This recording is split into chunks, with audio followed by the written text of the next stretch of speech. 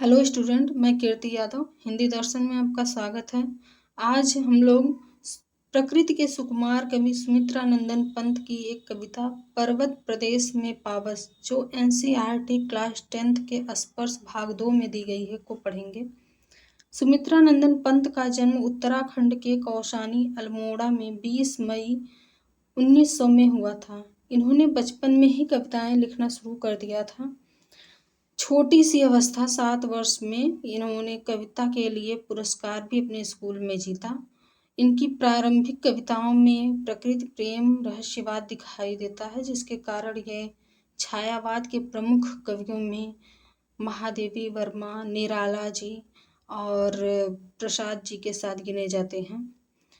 बाद में इनकी कविताओं में मार्क्सवाद, गांधी दर्शन का प्रभाव दिखाई देता है। इसके बाद की कुछ कृतियों में हमें अरविंद दर्शन की भी झलक दिखाई पड़ती है। 1961 में भारत सरकार ने इन्हें पद्म भूषण से सम्मानित किया। हिंदी में ज्ञानपीठ पुरस्कार पाने वाले ये प्रथम कवि हैं।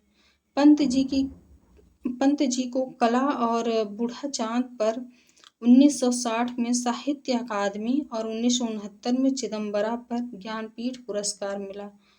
28 दिसंबर 1977 को इनका निधन हो गया। इनकी प्रमुख कृतियां वीणा, पल्लव, ग्रंथि, ग्राम्या, युगवाणी, लोकायतन आदि हैं। चलिए इनकी कविता पढ़ते हैं। पर्वत प्रदेश में पावस। ये कविता जो है, पावस ऋतु थी पर्वत प्रदेश, पल पल परिवर्तित प्रकृति वेश, मेखलाकार पर्वत अपार, अपने सहस्र दृग सुमन फाड़, अवलोक रहा है बार बार, नीचे जल में निज महाकार, जिसके चरणों में पला ताल, दर्पण सा फैला है विशाल। ये जो कविता है, इसमें पर्वत में होने वाली, पर्वतीय क्षेत्रों में होने वाली जो वर्षा ऋतु है उसका सुंदर वर्णन किया है, आंखों देखा वर्णन किया है। क्योंकि ये पर्वतीय प्रदेश से थे, तो कवि कहते हैं कि वर्षा ऋतु थी, पावस ऋतु थी, वर्षा ऋतु थी। पर्वत प्रदेश में, पर्वतीय प्रदेश में, पर्वतीय क्षेत्र में वर्षा ऋतु थी और प्रकृति जो है अपना वेश, अपना रूप हर पल परिवर्तित कर रही थी, हर पल बदल रही थी। जैसे हमारे यहाँ भी जब बारिश होती है तो कभी धूप होती है, कभी बारिश होती है, कभी बादल घिरे रहते हैं। ऐसे ही पर्वतीय प्रदेश में भी वर्षा हो रही है और प्रकृति अपने रूप को बार बार बदल रही है। मेखलाकार पर्वत अपार। मेखलाकार मतलब करधनी के आकार, एक आभूषण होता है जो पहना जाता है कमर में, उसके आकार का ये पर्वत अपने सहस्त्र दृग सुमन फाड़, दृग मतलब नेत्र, सहस्त्र हजारों, उसके ऊपर खिले हुए जो हजारों फूल हैं उसको पर्वतों के नेत्रों के समान, आंखों के समान बताया है कवि ने। कह रहे हैं कि जो करधनी के आकार के अपार पर्वत हैं वो अपने हजारों सुमन रूपी, फूल रूपी आंखों को फाड़ फाड़ करके अवलोक रहा है बार बार। अवलोक रहा मतलब देख रहा है बार बार। नीचे जल में निज महाकार, जो पर्वत के नीचे जो तालाब झील हैं उसमें वो बार बार अपने जो बड़े बड़े फूलों रूपी, जो उनकी हजारों फूलों रूपी आंखें हैं उनको फाड़ फाड़ करके अपने रूप को, आकार को, महान आकार को नीचे अपने जो नीचे उसके तालाब है उसके जल में देख रहा है। जैसे वो अपने रूप को दर्पण के समान, झील को दर्पण के समान बना करके देख रहा है। जिसके चरणों में पला ताल, जिन पर्वतों के जो चरणों में या उनके नीचे जो तालाब हैं वो पले हुए हैं, ऐसा लग रहा है जैसे वो दर्पण सा फैला विशाल, वो पर्वत के लिए दर्पण के समान विशाल आकार में फैले हुए हैं।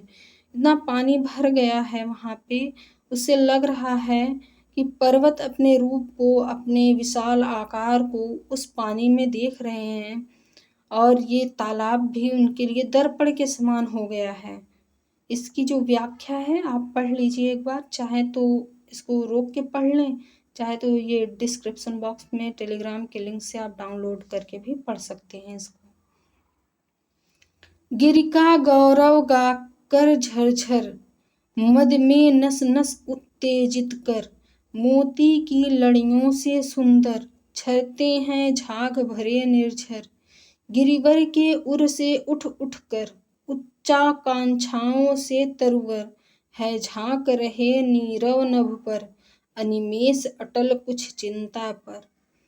इसमें जो गिरि हैं, पर्वत हैं, उनके गौरव का, उनका गुणगान करते हुए, झरझर करते हुए, मद में नस नस उत्तेजित कर, मोती की लड़ियों से सुंदर, झरते हैं झाग भरे निर्जन। यहाँ से शुरू करेंगे। तो जो पर्वत हैं उनके ऊपर से जो झरने गिर रहे हैं उनमें झाग भरी हुई है। झाग भरे हुए झरने मोतियों की माला के समान, मोतियों की लड़ियों के समान सुंदर लग रहे हैं। झाग भरे हुए जो झरने झर रहे हैं वो मोतियों की लड़ियों के समान सुंदर सुंदर लग रहे हैं। जैसे मस्ती में, मद में, मस्ती में अपने नस नस को उत्तेजित कर, उत्साहित करके वो ऐसा लग रहा है कि गिरि का गौरवगान, गिरि का गौरवगान, पर्वतों का गुणगान करते हुए, झर झर की आवाज करके पर्वतों का गुणगान करते हुए झर रहे हैं। तो जो पर्वतों पे झरने हैं वो झाग भरे हुए झरने सुंदर मोतियों की लड़ियों के समान नशे में या मस्ती में मदमस्त होकर के झर झर की आवाज करते हुए, पर्वतों का गुणगान करते हुए गिर रहे हैं, झर रहे हैं। गिरिवर के उर से उठ उठ कर, जो पर्वत हैं, गिरिवर पर्वत, उर मतलब हृदय, पर्वतों के हृदयों से या पर्वतों के ऊपर से जो पेड़ निकल रहे हैं, उच्चाकांक्षाओं से तरवर, जो पर्वतों के ऊपर से जो पेड़ निकल रहे हैं, उनके हृदय से जो पेड़ निकल रहे हैं, वो बड़ी ऊंची ऊंची उनकी इच्छाएं हैं, आकांक्षाएं हैं। वो झांक रहे हैं नीरव नभ पर, नीरव मतलब शांत, जहाँ पे ध्वनि नहीं है। अपलक होकर, अनिमेष मतलब अपलक होकर, अटल स्थिर होकर के एक जगह बिना हिले डुले, कुछ चिंता पर, और कुछ मन में चिंताएं भी हैं उनके। तो जो पेड़ों, जो पर्वतों के ऊपर उनके हृदय से निकले हुए पेड़ हैं, उनके ऊपर उगे हुए पेड़ हैं, वो अपनी बड़ी बड़ी आकांक्षाओं को लेकर के शांत आकाश की ओर अपलक एकटक स्थिर होकर के निहार रहे हैं, झांक रहे हैं। लेकिन उनके मन में थोड़ी सी चिंता है। ऐसे मौसम में उनके मन में भी चिंता हो गई है। इसकी भी व्याख्या आप पढ़ लीजिए। आप चाहें तो इसको डाउनलोड भी कर लीजिएगा, रोक के पढ़ भी सकते हैं।